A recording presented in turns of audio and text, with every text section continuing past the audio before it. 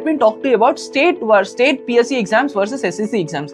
See, SSC exams is good to an extent where it gives you good amount of exposure. For example, if you are posted as an assistant section officer in a ministry, you will get an option to be a part of various events where the modern industry is coming onto the platforms. You will get a chance to organize all those conclaves, enclaves kind of a thing. This kind of exposure is definitely there in SSC exams. Whereas if you come to a state PSC exams, the competition is much higher when you compare it to a state exam. The positive comfort that you get is that you will have your posting in your own hometown, and the salaries and in certain posts in state PSC exams are much higher when you compare it with the CGL exams.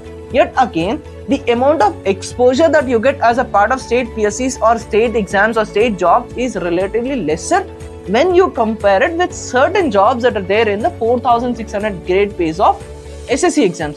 So these are the primary differences, and along with that, in state PSC exams, there are many jobs where you need a daily public interaction. And please remember, in any government service where there is direct public interaction and direct public service delivery that is involved, there it is bound to have the political pressure or the people representatives pressure. Whereas in SSC exams, you don't have such kind of pressure. So this is the primary difference between state PSC exams and the SSC exams. And there is one more bottom line major difference, that is SSC exams have a calendar.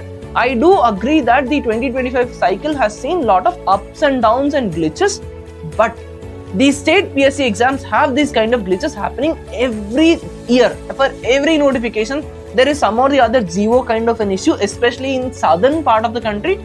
You have a lot of problems in state PSC exams, and the irregularity, that is one major factor that you need to consider when you are deciding between a state service exam and a SSC exams.